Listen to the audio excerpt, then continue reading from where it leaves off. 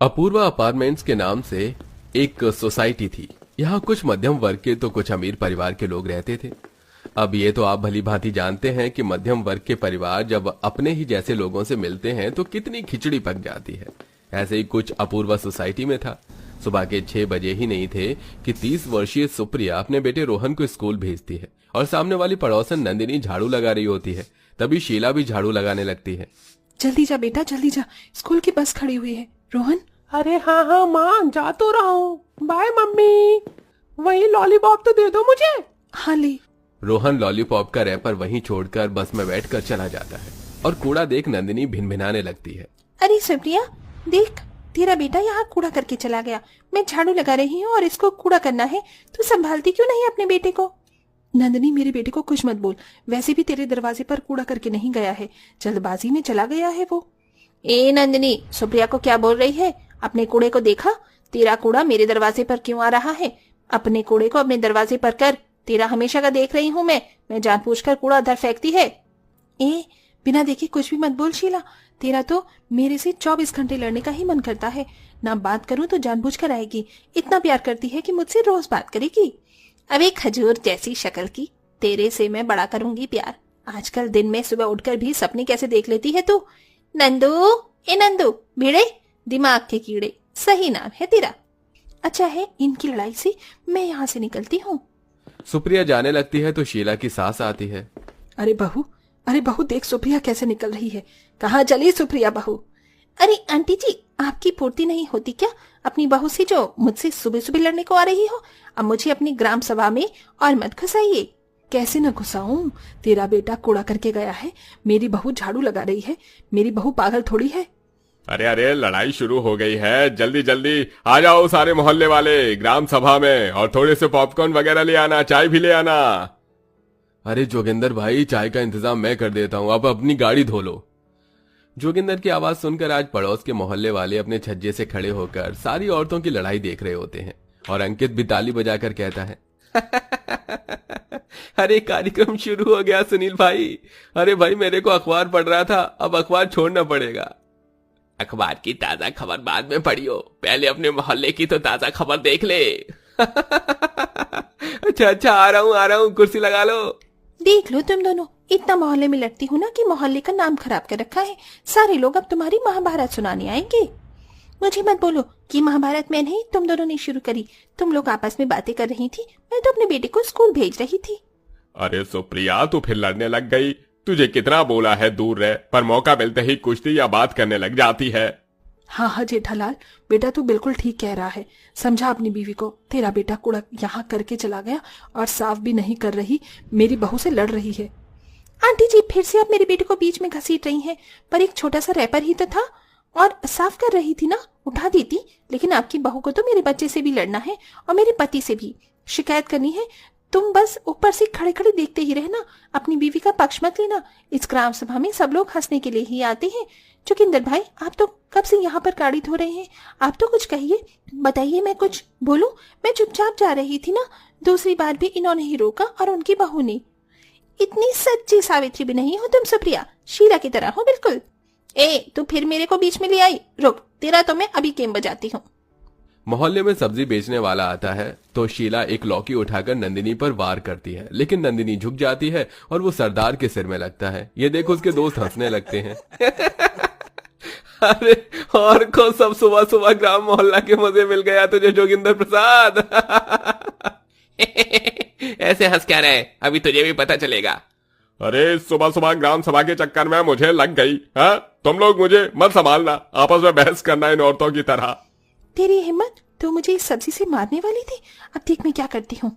नंदिनी जोगिंदर की गाड़ी धोने वाली पानी की बाल्टी को लेकर शीला पर डाल रही होती है, लेकिन वो हट जाती है और उसकी सांस भीग जाती है।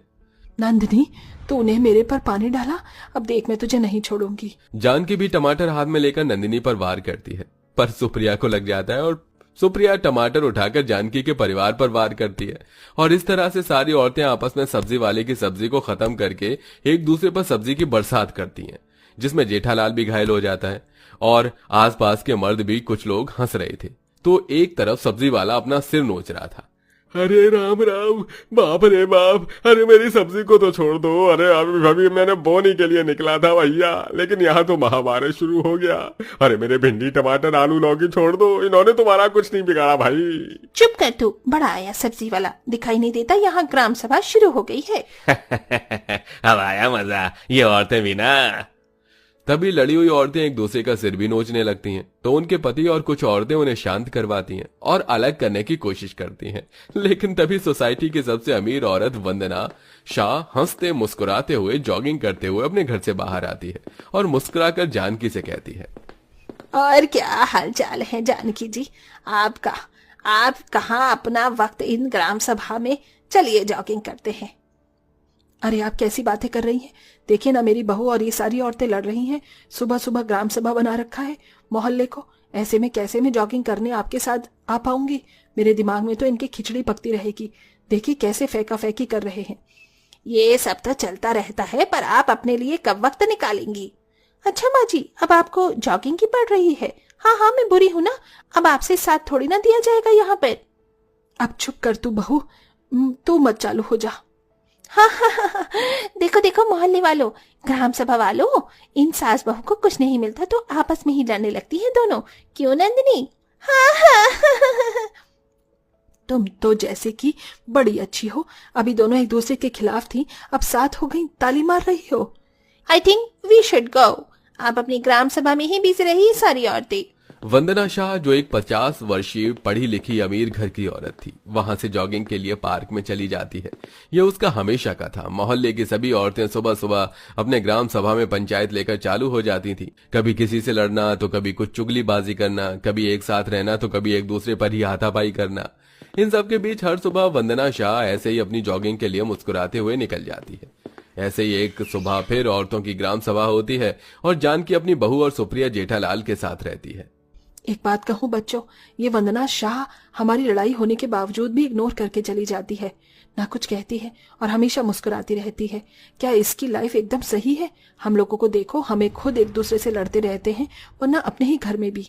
अरे सही बोल रही हैं आप। मेरी बीवी तो मुझे भी घर में बहुत किचकिच करती है। पता नहीं अपने बहू बेटे के साथ कैसे रहते हैं, पूरा घर शांत रहता है। क्या बोला तुमने? अभी दोबारा मेरे साथ ऐसा किया ना तो एक और कोनी पेट में मारूंगी। सॉरी जानू, सॉरी, सुबह सुबह अत्याचार न किया करो। वैसे जानकी आंटी आप बिल्कुल ठीक कह रही हैं, वो इतनी खुश रहती हैं, इन्हें कोई गिला शिकवा नहीं होता। क्या आपस में इतने बड़े परिवार में शायद अमीर है तो आराम से ठाट बाट से रहती होंगी, लेकिन मुझे तो कुछ और ही लगता है। इनकी बहू को मैंने घूरती हुई आंखों से इन्हें घूरते हुए देखा है, मुझे तो लगता है जैसे कि कुछ गड़बड़ है। नहीं बहू, इनमें क्या गड़बड़ होगी? इतना सारा पैसा, धन रुपया, बहू बेटे हैं, इतना मुस्कुरा के तो रोज मॉर्निंग वॉक के लिए निकलती हैं। चल हम घर चलते हैं, बहुत ग्राम सभा बना ली, 8 बज रहे हैं, चाय वाय बना लेते हैं। हाँ ठीक है। हाँ हम भी चलते हैं। सब लोग अपने घर जाकर चाय पानी कर काम पर निकल जाते हैं। वंदना अपने बेटे का एटीएम कार्ड उठाकर चश्मा बनवाने आती है। ऑटो टैक्सी को रोक रही होती है। बारिश भी शुरू हो जाती है, उसे कोई रिक्शा नहीं मिलता। तभी जानकी और सुप्रिया वंदना को भीगते हुए देखती हैं तो रिक्शा को रोक लेती हैं। अरे वंदना जी, आपके पास तो कार है, फिर आप ऑटो का इंतजार क्यों कर रही हैं? बारिश में भीग जाएंगे, मेरे साथ बैठ जाइए, एक ही सोसाइटी में तो रहते हैं हम लोग। आइए आइए ना आंटी जी, जानकी आंटी ने मुझे भी ऑटो में बिठाया है, साथ में चलते हैं। ठीक है बेटा। वंदना उनके साथ ऑटो में बैठ जाती है। सुप्रिया और जानकी अभी भी उसके मुस्कुराते हुए चेहरे को देख रहे थे। फिर वंदना उन्हें अपने घर पर चाय के लिए इनवाइट करती है। वो खुद चाय बनाकर दे रही होती है कि बहू बेटे जाकर कहते हैं, माँ जी बताइए, आपने राहुल का एटीएम कार्ड चुराया है या नहीं? माँ मैं जानता हूँ आपके पास है, यही टेबल पर रखा था मैंने। बेटा तुम लोग इतना चिल्लाकर बात क्यों कर रहे हो? देखो यहाँ पर पड़ोसी आए हैं। हाँ मैंने तुम्हारा एटीएम कार्ड लिया था, पैसे नहीं थे, पैसे मांगने आई थी, पर तुम दोनों ही नहीं थे। फिर मैंने सोचा जब तक मैं तुम्हारे बाबूजी का चश्मा बनवा कर ले आती हूँ, टूट गया था ना, उन्हें कुछ दिखाई नहीं दे रहा था। हाँ तो वो इतने अंधे हो गए हैं और कितना देखेंगे, क्या जरूरत है चश्मा लेने की? रेडिकुलस माँ, मैं यहाँ पर परेशान हो रहा हूँ, दोबारा से मेरा इस तरीके से सामान मत उठाना। पता भी है मुझे इसे भी पैसे देना है, इसको अपने लिए नेकलेस लाना है। दोनों बहू बेटे सुनाकर चले जाते हैं। जानकी और सुप्रिया को वंदना के लिए बहुत बुरा लगता है। आंटी जी हमें आपके लिए बहुत बुरा लग रहा है, आपकी बहू बेटी आपसे इस तरीके से बात करते हैं? चेहरे पर रोज कितनी अच्छी स्माइल देखकर ऐसा लग रहा था कि आप बहुत अच्छे परिवार में रहती हैं, अपनी बहू बेटे के साथ एकदम खुश रहती हैं, लेकिन यहाँ तो ऐसा कुछ भी नहीं है। अगर ऐसी ही परेशानी थी तो तू हमसे आकर बातचीत करती, अपना दिल हल्का करती। क्या दिल हल्का करूं? तुम सब लोग तो आपस में बात करते रहते हो, लड़ते भी हो, खुश भी रहते हो, लेकिन मेरे बहू बेटे मुझे सोसाइटी में आने ही नहीं देते। तुम्हारी ग्राम सभा देखकर मुझे कभी कभी अच्छा लगता है, मन करता है आऊं, लेकिन मेरा बेटा बहू की बात सुनता है और बहू मेरे बेटे को मेरे बारे में कुछ भी बोल देती है। देखा था ना? और फिर परेशानी बता करके क्या करना है? जिंदगी में है तो मुस्कुराना पड़ता ही है। ये तुमने सच कहा वंदना, और आज हम दोनों को तुमसे ये बात सीखने को मिली है। अब हम चलते हैं। अपने पति का ख्याल रखना, क्योंकि बहू बेटे तो तुम्हारा रखने से रहे। ये सुन वंदना जानकी को गले लगाती है और हमदर्दी के साथ वहां से चली जाती है। जानकी ये बात अपनी बहू को भी बताती है और सुप्रिया अपने पति को। उन्हें यह बात सीखने को मिलती है कि जिंदगी में चाहे कितने भी दुख दुविधा आ जाएं, लेकिन हमेशा मुस्कुराहट के साथ जिंदगी के हर परेशानी को कम किया जा सकता है। दोस्तों, क्या आपको भी मेरी ही तरह मोहल्ले की लड़ाई देखने में बहुत मजा आता है? अगर हाँ तो कमेंट बॉक्स में हाँ लिखकर जरूर बताइए।